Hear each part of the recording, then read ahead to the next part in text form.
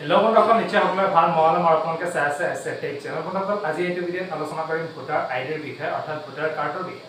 যিসকল ভোটাৰ এতিয়ালৈকে voter ID লাভ কৰা নাই, বা যদিহে আপোনাৰ ভোটাৰ আইডি আছিল কিন্তু আপোনাৰ ভোটাৰ আইডি হেৰুৱাই গৈছে, বা নতুন যিসকলৰ ভোটাৰৰ লিষ্টত নাম আহিছে কিন্তু এতিয়ালৈকে ভোটাৰ কাৰ্ড লাভ কৰা নাই, সেইসকলৰ এইটো গুৰুত্বপূৰ্ণ ভিডিঅ'। আজি আলোচনা কৰিম যে আপুনি মোবাইলৰ জৰিয়তে কেনেকৈ লাভ কৰিব বা ডাউনলোড কৰিব ভোটাৰ আইডি, সেই বিষয়ে আলোচনা কৰিম। ঠিক আছে বন্ধুসকল, তো ডাউনলোড কৰিবলৈ হ'লে আপোনাৰ মোবাইল নম্বৰ ৰেজিষ্টাৰ লাগিব, অৰ্থাৎ মোবাইল নম্বৰ আপোনাৰ লিংক থাকিব লাগিব আপোনাৰ ভোটাৰ আইডিৰ লগত। যদিহে লিংক আছে তেতিয়া আপুনি অতি সহজে ডাউনলোড কৰিব পাৰিব আপোনাৰ ভোটাৰ আইডি। ঠিক আছে বন্ধুসকল, আৰু যদি আপোনাৰ মোবাইল নম্বৰ লিংক নাই তেতিয়াহ'লে মই এটা অন্য ভিডিঅ' বনাই দিম, সেইটো ভিডিঅ' চাই আপুনি লিংক কৰিব পাৰিব। তেতিয়া মূল কথালৈ আহোঁ বন্ধুসকল, কেনেকৈ ডাউনলোড কৰিব সবিশেষ জনাম এইটো ভিডিঅ'টো স্কিপ নকৰিব, স্কিপ কৰিলে হয়তো বুজি নাপাব। ঠিক আছে বন্ধুসকল, আৰু ভিডিঅ'টো আৰম্ভ কৰাৰ পূৰ্বে এটা ৰিকুৱেষ্ট, যিসকলে চেনেলটোত নতুন আছে চেনেলটো ছাবস্ক্ৰাইব কৰি কাষতে থকা বেল আইকনটো প্ৰেছ কৰিব, কিয়নো এনেকুৱা ধৰণৰ নতুন নতুন ৰিলেটিভ ভিডিঅ' এইটো চেনেলত পাই থাকিব। তো বন্ধুসকল বেছি কথা নাপাতি বলক ভিডিঅ'টো আৰম্ভ কৰোঁ। তো বন্ধুসকল পোনপ্ৰথমে আপুনি কি কৰিব, আপোনাৰ যিকোনো মোবাইলৰ এটা ব্ৰাউজাৰ অ'পেন কৰি ল'ব। মই ক্ৰম ব্ৰাউজাৰ অ'পেন কৰিছোঁ। অ'পেন কৰাৰ পিছত ইয়াতে আপুনি চাৰ্চ বটনত টাইপ কৰিব।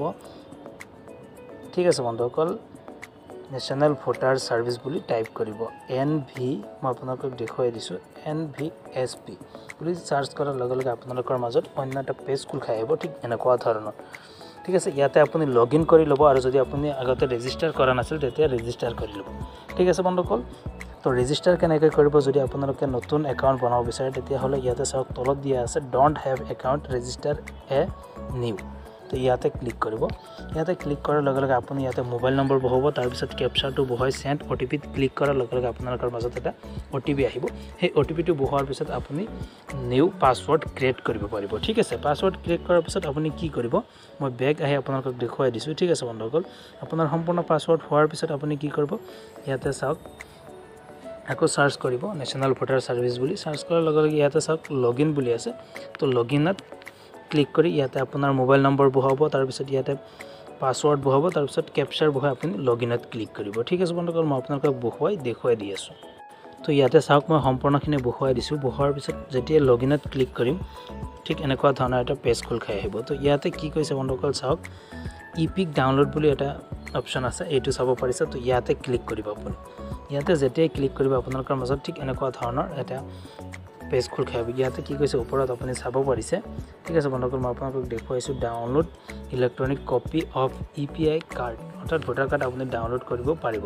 এতিয়া চাওক আই হেভ EPI নাম্বাৰ, যদি আপোনাৰ যিটো ভোটাৰ নাম্বাৰ আছে সেইটো নাম্বাৰ যদি থাকে তেতিয়াহ'লে এইটো টিক চিনত ক্লিক কৰিব, আৰু যদি নাথাকে তেতিয়াহ'লে ফ্ৰম ৰেফাৰেঞ্চ নাম্বাৰ এইটোত ক্লিক কৰিব। যিহেতু মোৰ আছে ভোটাৰ আইডি নাম্বাৰ আছে তেতিয়াহ'লে এইটোত ক্লিক কৰিম। ক্লিক কৰাৰ পিছত ভোটাৰ আইডিটো ইয়াতে বহুৱাই দিব লাগিব। তাৰপিছত ইয়াতে চিলেক্ট ষ্টেট, মই ষ্টেটটো চিলেক্ট কৰি লৈছোঁ আছাম, তাৰপিছত মোৰ ভোটাৰ আইডিটো বহুৱাই দিছোঁ। ঠিক আছে বন্ধুসকল, ভোটাৰ যিটো নাম্বাৰ আছে সেইটো বহুৱাই তাৰপিছত আপোনালোকক দেখুৱাই দিছোঁ।